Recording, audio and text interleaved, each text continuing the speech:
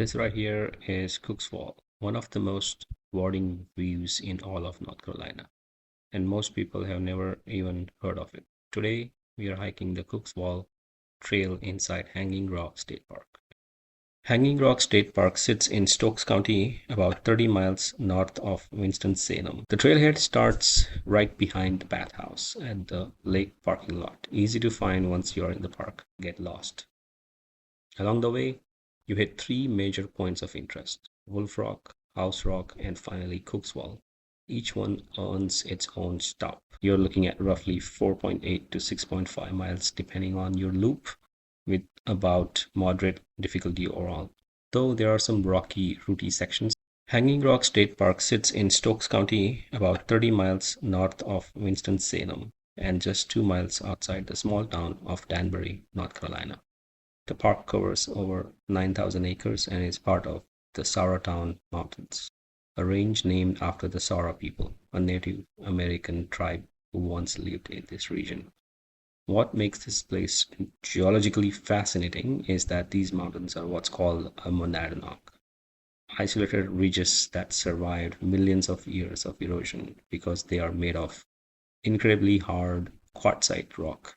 While everything around them wore down, these peaks just stood their ground.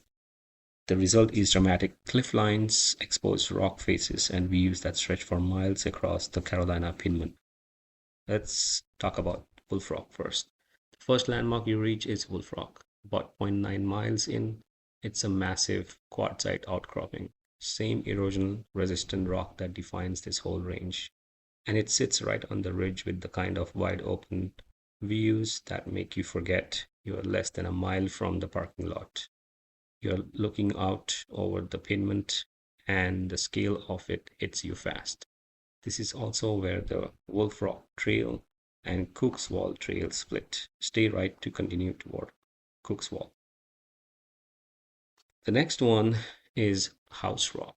Keep hiking, and around 1.3 miles in, you reach House Rock. It's a broad, flat rock outcropping. Think of it as a natural lookout deck with unobstructed views to the south. And then you reach Cook's Wall, the main event.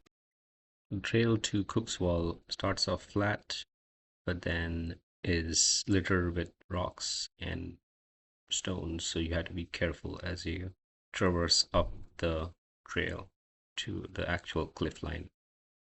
This is a dramatic cliff line along the southern eastern end of the park, with sweeping views to the south and west.